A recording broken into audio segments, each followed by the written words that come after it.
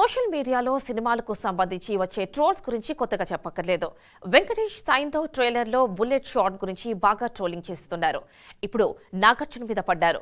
Choreographer Vijay బిన్నీని డైరెక్టర్గా introduce చేస్తూ Srinivasa Chitturi produce చేస్తున్న నా సామిరంగా మూవీ సంక్రాంతి రిలీజ్కి రెడీ అవుతోంది. అల్లరి నరేష్, రాజ్ తరుణ్ ఇంపార్టెంట్ రోల్స్ చేస్తున్నారు.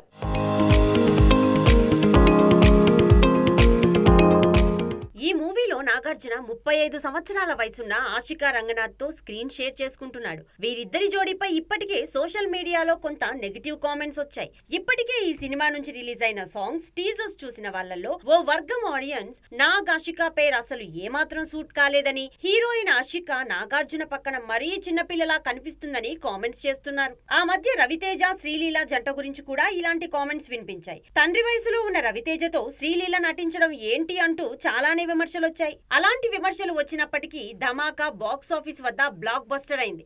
అంతేకాకుండా ప్రేక్షకుల ఆదరణ అలాంటి విమర్శలను డామినేట్ చేసింది. డైరెక్టర్ ఫ్రెష్ క్యారెక్టరైజేషన్ తో పాటు ఆకట్టుకునే స్క్రీన్ ప్లేని రూపొందించడం ప్లస్ అయింది. దీంతో నెగిటివ్ థాట్స్ పక్కన పెట్టి ఎంచక్కా సినిమా ఎంజాయ్ చేశారు ఆడియన్స్. మరి విజయ్ బిన్ని నాగ్ ఆషికా జోడీని స్క్రీన్ మీద ఎలా చూపించనున్నాడనేది కొద్ది రోజుల్లో తెలిసిపోతుంది.